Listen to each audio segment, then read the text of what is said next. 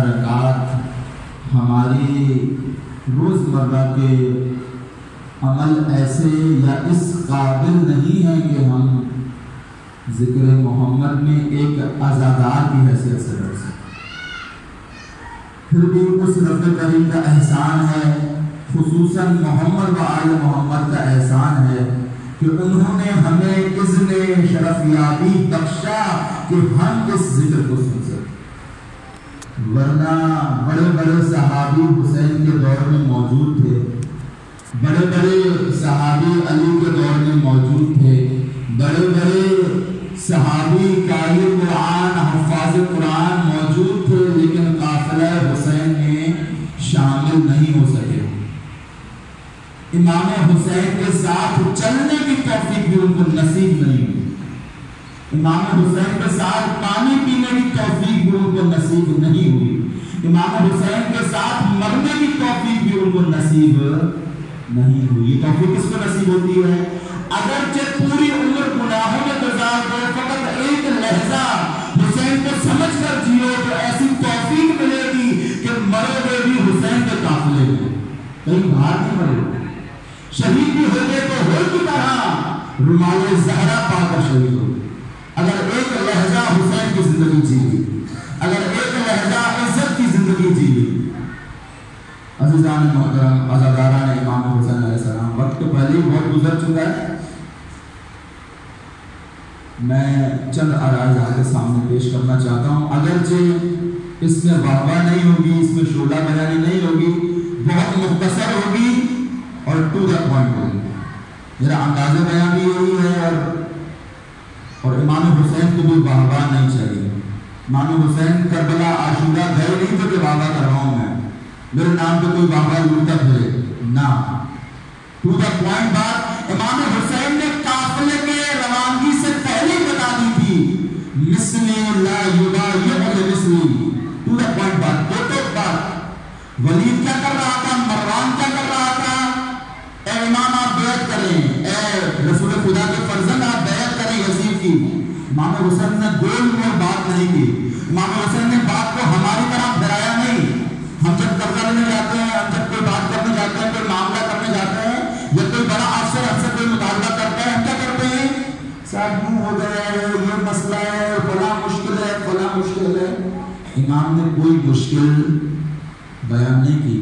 کیا کہا امام نے؟ بتا دیا میں نے آپ کو. کیا کہا امام نے؟ مثلی لا یبایع لمثلی. یہ یاد ہونا چاہیے. ایک حسینی کو، ایک عزادار کو، ایک مومن کو، ایک علی والے کو یہ سارے شعار حسینی یاد ہونے چاہیے. ہمیں یاد نہیں ہے اور پھر بھی ہم فخر سے اپنے آپ کو کہتے ہیں عزادار. میں عزادار ہوں جو دن میں نہ جانے کتنی دفعہ حد حسین کو توڑتا ہوں، دن میں نہ جانے کتنی دفعہ حد عباس علمدار کو توڑتا ہوں، اور اپنے آپ کو فخر سے کہتا ہوں کہ نہیں، میں تو اس دفعہ عزادار ایسی عزاداری کروں گا اور عزادار سب سے بڑا عزادار میں ہوں. یہ فیصلہ کرنے والے ہم اور آپ نہیں ہیں، بلکہ ہمارا عمل بتائے گا کہ کتنا اس عزادار کا عمل ملتا ہے امام حسین کے عمل سے. امام حسین چپ نہیں بیٹھے بیعت لینے کے بعد. امام حسین ولید نے جب بیعت مانگی تو امام حسین چپ نہیں بیٹھے، اس کے بعد فوراً امام حرکت میں آ گئے. آج کے عزادار کا پتہ چل جائے گا اس عزادار کے عمل سے کہ اگر کوئی طاغوت آتا ہے، اگر کوئی ظالم آتا ہے، اگر کوئی یزید کا بد کا یزید سے اٹھاتا ہے تو اس عزادار کا عمل کیا ہے.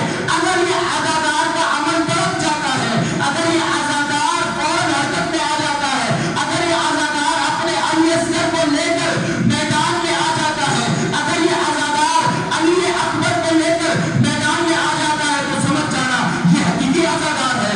اگر نہ لے آئے، گھر میں چپ ساتھ کر بیٹھ جائے، سمجھ جانا یہ اپنے آپ کو عزادار کو کہہ رہا ہے. حسین اس سے راضی نہیں، حسین اس سے راضی نہیں.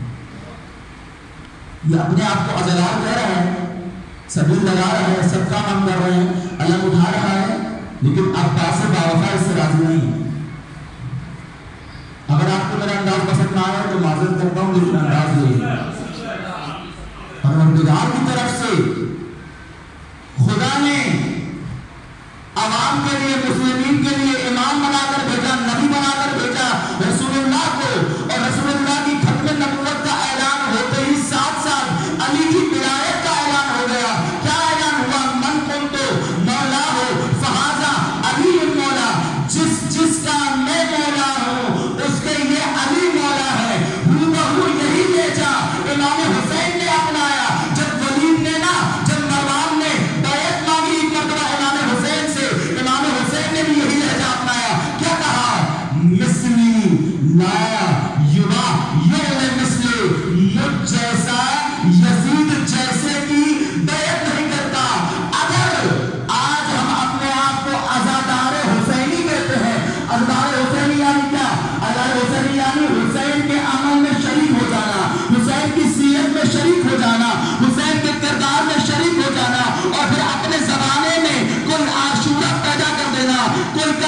پیدا کر دینا.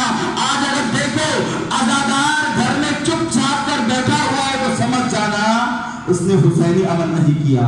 اور حسین نے واضح طور پر بتا دیا, قانون بتا دیا. امام حسین نے قانون بتا دیا, اگر عزادار بننا ہے, مجھ جیسا بننا ہے تو کیا کرو, لا یبایع لمثلہ. قانون بتایا نا امام نے. ایسے نہ جانے کتنے قانون امام نے بتائے اور ہم تک پہنچے نہیں, اور ہم نے وہ سنے ہی نہیں. کیوں نہیں سنے؟ مجلس میں تو فضائل ہونے چاہیے, فضائل کے علاوہ تو مجلس ہوتی نہیں ہے. عزیزان, حسین ابن علی کا یہی فضائل کافی ہے کہ حسین ابن علی نے جب پورا زمانہ یزید کی بیعت سے انکار نہیں کر سکتا تھا, حسین ابن علی نے اپنے جد کی سیرت پر عمل کرتے ہوئے بیعت سے انکار کر دیا.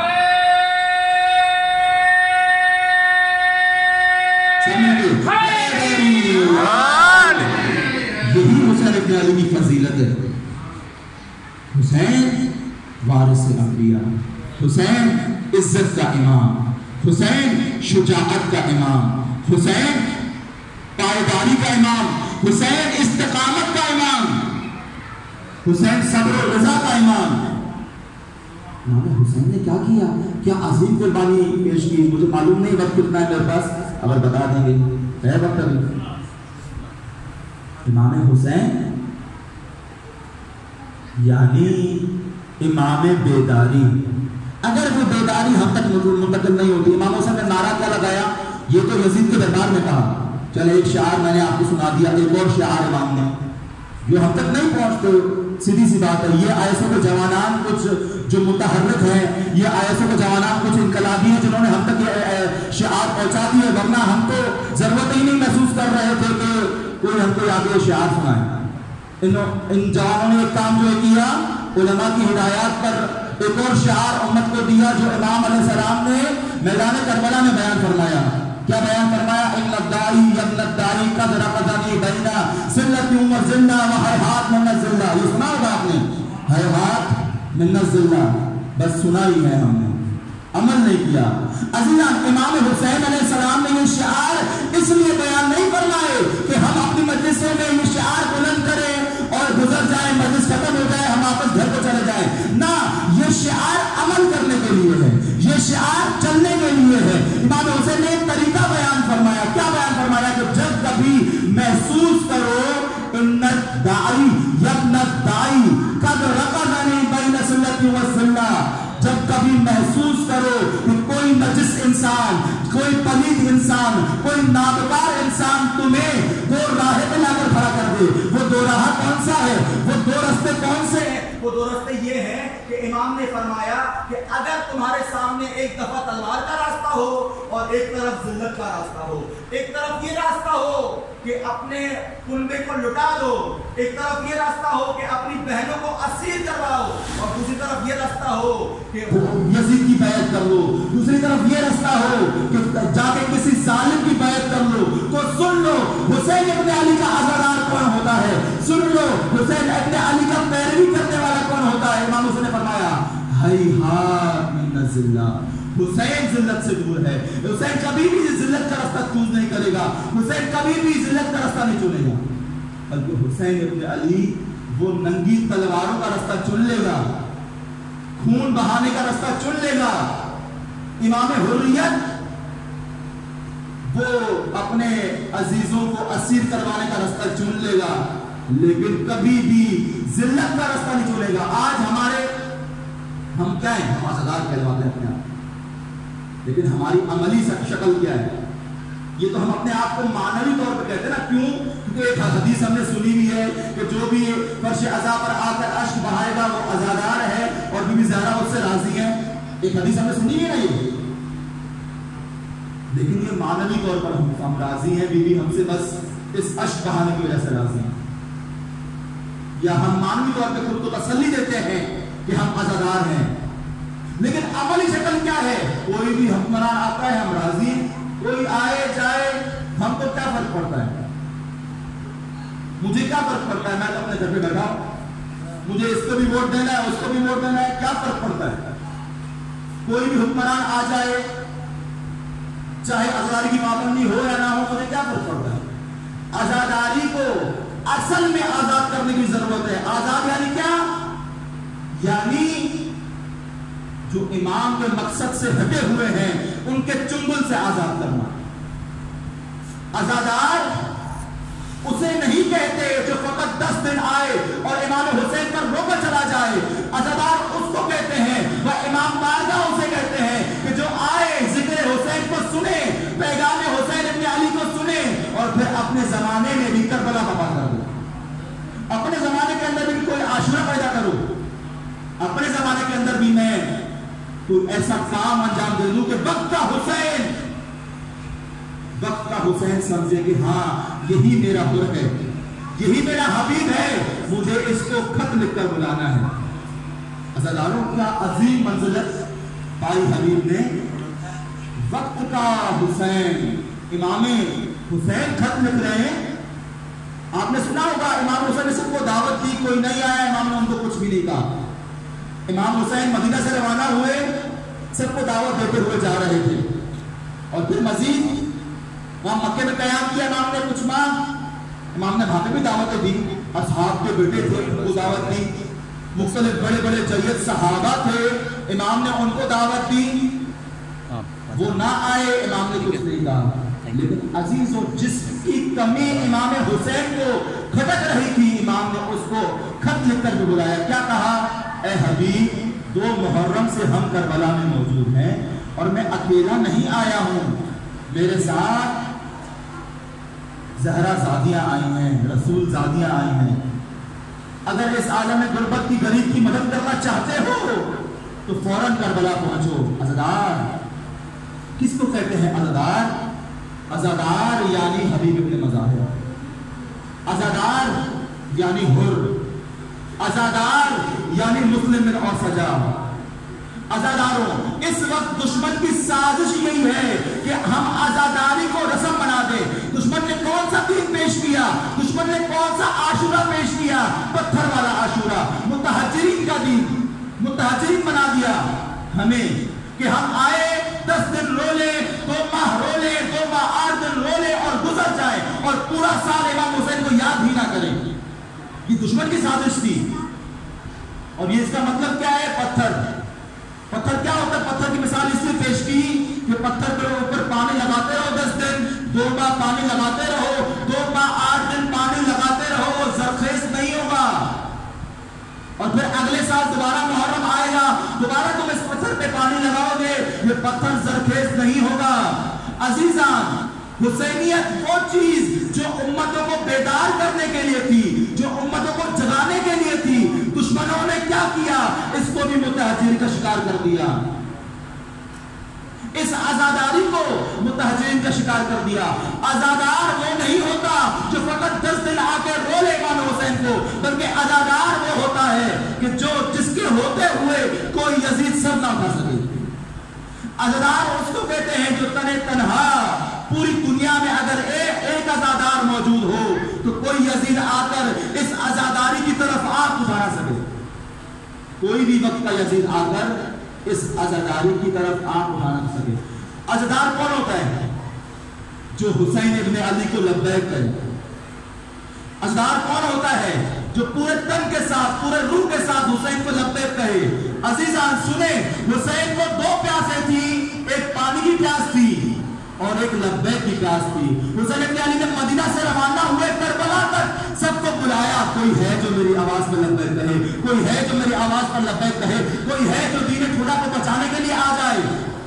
عزیزان، اس پانی کے پیاسے نے عصر عاشور تک پانی نہیں مانگا، لیکن لبیک کے پیاسے نے لبیک ضرور مانگی. کیا کہا؟ کہ کوئی ہے جو دین خدا کو بچا لے، کیا کوئی ہے جو ناموس رسول کو بچا لے. عزیزان، آپ سب اپنے آپ کو عزادار کہتے ہیں، اس طرح سے لبیک یا حسین کہو کہ حسین کی ماں بھی سن لے، حسین آج کا وقت کا حسین بھی سن لے اور آج کا یزید بھی سن لے، تاکہ کبھی وہ آنکھ اٹھا کے نہ سنے.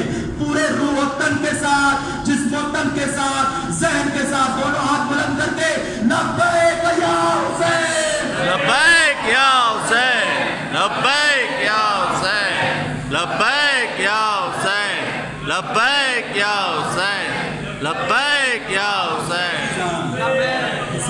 आवाज पर कितनों ने लब्बैक कही, किस किस ने इताअत की इमाम ने। ये 72 का काफिला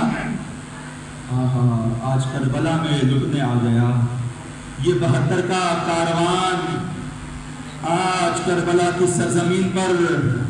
इन दिनों में गिरिया को छुपाया ना करें अजीजान, शर्म करके गिरिया ना किया करें। छोटे बच्चे हैं, बड़ों ने हमारे अदब सिखाया हमें कि अगर गिरिया नहीं आता तो घुटनों में सर दे दो। क्यों?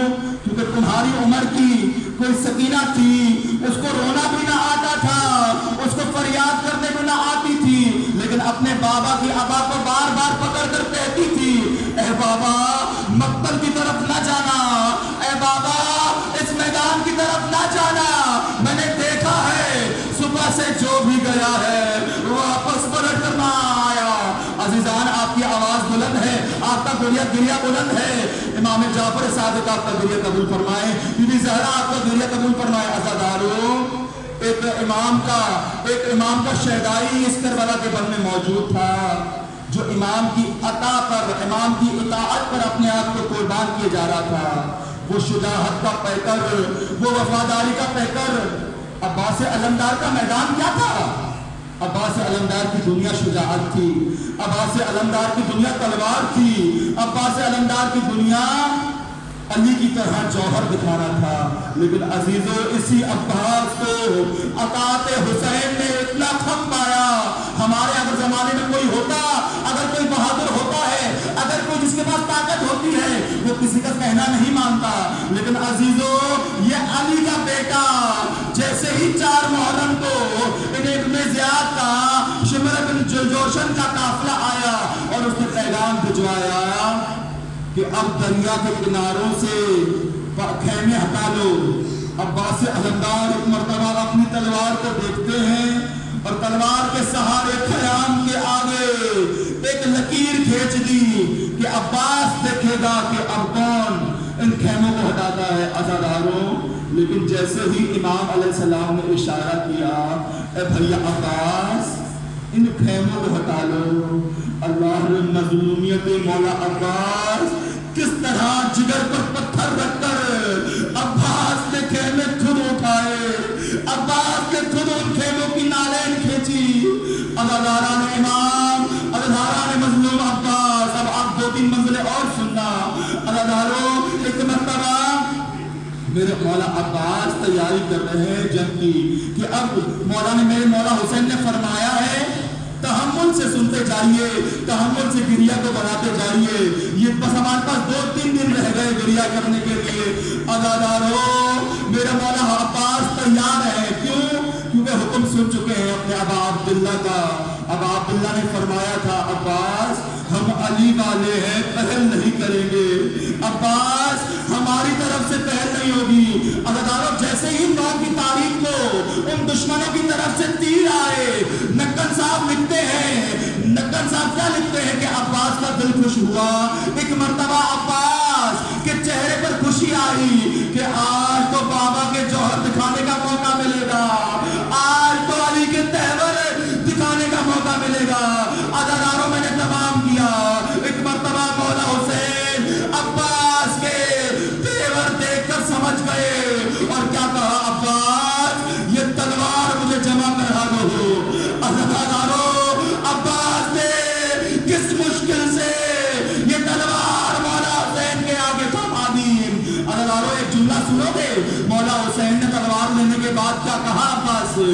ए अब्बास, जाओ इब्न ज़ियाद से आज रात की मोहलत लेकर आ जाओ और उनसे कहो कि हुसैन इब्न अली कल जन आशूरा के रोज जंग करेंगे। अज़ादारों, ये अजीम शख्सियत का बहुत मुश्किल होता है किसी कम ज़र्फ़ के पास जाना, किसी नालायक के पास जाना और उनसे कोई इजाजत मांगना या उससे कोई शर्त मनवाना। अज़ादारों, एक मर्तबा ये उम्मुल बनीन का लाल ख़याम शामी के खेमों में जाता है, इब्न ज़ियाद के खेमे में जाता है और तलब करता है इब्न ज़ियाद को। अज़ादारों, सुनते रहना। एक मर्तबा इब्न ज़ियाद आया, इमाम मौला अब्बास ने इब्न ज़ियाद से कहा, मैं अपने आका हुसैन का पैगाम लेकर आया हूँ, میں اپنے مولا حسین کا پیغام لے کر آیا ہوں۔ ابن زیاد نے کہا، اس بے ادبی سے کہا کہ بتاؤ حسین کا پیغام کیا ہے؟ اللہ عباس سب کچھ برداشت کرتے رہے۔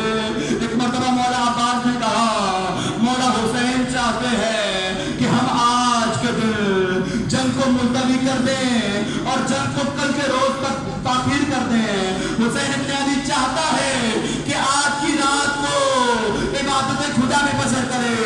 ایک مرتبہ ابن زیاد لعین نے عباس علمدار کے منہ پر کہا، ابھی ٹھہرو عباس، میں اپنے سرداران سے مشورہ کر کے آتا ہوں۔ عزادارو، دل سے ایک بات بتانا، اگر کوئی عظیم شخصیت کسی کمزر کے دروازے پر جائے اور وہاں جا کر وہ کمزر ملعین اس شخصیت سے کہے ذرا ٹھہرو، میں کچھ دیر میں دروازہ کھولتا ہوں۔ عزادارو، یہ سب کچھ عباس علمدار نے اطاعت امام نے برداشت کیا۔ ایک مرتبہ یہ ابن زیاد لعین اندر اپنے سردار کو پاس جاتا ہے اور سرداروں سے تدریجاً پوچھتا رہتا ہے، امام حسین مہلت مانگ رہے ہیں عبادت خدا کے لیے۔ ایک سردار سے پوچھتا ہے، دوسرے سردار کے پاس جاتا ہے، ایک سردار سے پوچھتا ہے، دوسرے سردار کے پاس جاتا ہے۔ ایک مرتبہ ایک بصرہ کے سردار نے جو کہ اس قافلے میں آیا ہوا تھا، کیا کہتا ہے وہ سردار؟ کہتا ہے کہ اگر کوئی ترکی، اگر کوئی بدوبی ہم سے ایک دن کی جنگ کو ملتوی کرنے کی مہلت مانگتا تو ہم اسے مہلت دے دیتے۔ یہ تو فرزند زہرا ہے۔ عزادارو اجرکم اجرکم، عزادارو اجرکم اللہ، مولا آپ کا پرسہ قبول فرمائے۔ عزادارو، دو جملے اور آپ کی زحمت تمام۔ عزادارو، مولا ایک مرتبہ ابن زیاد باہر آتا ہے اور حضرت عباس علمدار سے کہتا ہے کہ ہاں ہم جنگ عاشورہ کو کریں گے، چاہو آج حسین کو مہلت دے دی۔ عزادارو، ایک مرتبہ عباس علمدار کو جلال آیا کہ کس بے ادبی سے ابن زیاد بات کر رہا ہے۔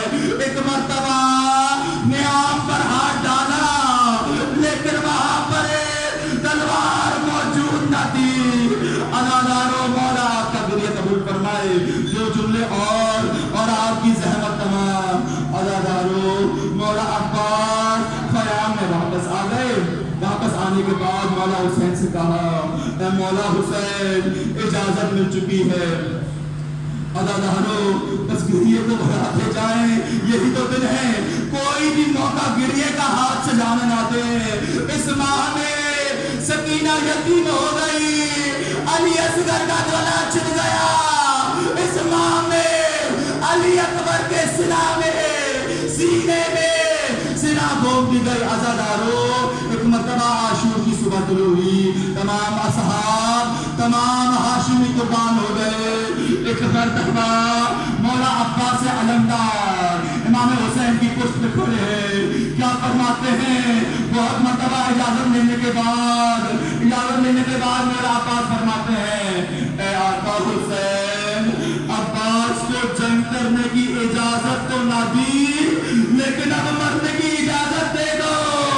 عزادارو، ایک مرتبہ میرے مولا حسین نے فرمایا، اے بابا عباس، ایک مرتبہ خیام میں جاؤ اور خیموں میں دیکھو تمہاری سالاری میں کیا صورتحال ہے۔ عزادارو، ایک مرتبہ مولا عباس ایک خیمے میں پہنچتے ہیں، وہاں جا کر کیا دیکھتے ہیں؟ ایک ننھی سی 4 سالہ بچی دوسرے بچوں کو دلاسا دے رہی ہے۔ کیا کہتی ہے؟ اے بچہ، تو نے پانی نہیں پیا؟ اے بیٹا، تو نے پانی نہیں پیا؟ آؤ میرے ساتھ چلو، میں مشکیزوں کو دیکھتی ہوں۔ ایک مرتبہ سکینہ نے مشکیزوں کو کھڑکھڑانا شروع کیا، ان نے پانی نہ ملا۔ ایک مرتبہ دوسرے خیمے سے خیمے میں گئی، ایک خیمے سے دوسرے خیمے، ایک خیمے سے دوسرے خیمے۔ سکینہ کو جب کسی خیمے میں پانی نہ ملا، ایک مرتبہ بچوں کو تسلی دینے کے لیے سکینہ نے کہا، اے بچوں، میرے امو ابا زندہ ہے۔ اے بچوں،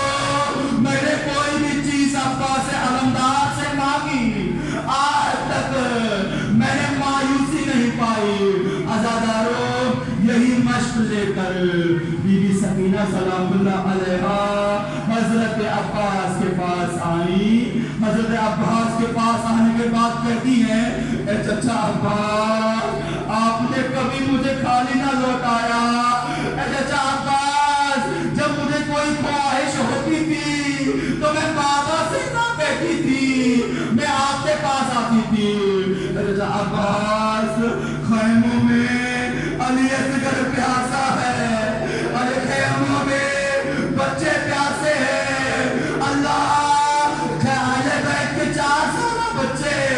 اس طرح کے ہوتے ہیں کہ جو اپنی پیاس کے بارے میں نہیں سوچتے, جو دوسروں کی پیاس کے بارے میں سوچتے ہیں. عزادارو ایک منزل اور لوں گا, ایک منزل اور لوں گا. عزادارو ایک مرتبہ میرے مولا عباس مشکیزہ لے کر دوڑتے ہیں, اپنے زوجنات کو دوڑاتے ہیں اور فرات کے کنارے پہنچ جاتے ہیں. فرات کے کنارے پہنچ گئے. میرے عباس علمدار نے ایک مرتبہ مشکیزوں کو پر کیا اور ایک مرتبہ اپنے دو دست پانی کے اندر بڑھا دیے. جب چلو بڑھ کے نے خود کو دیکھا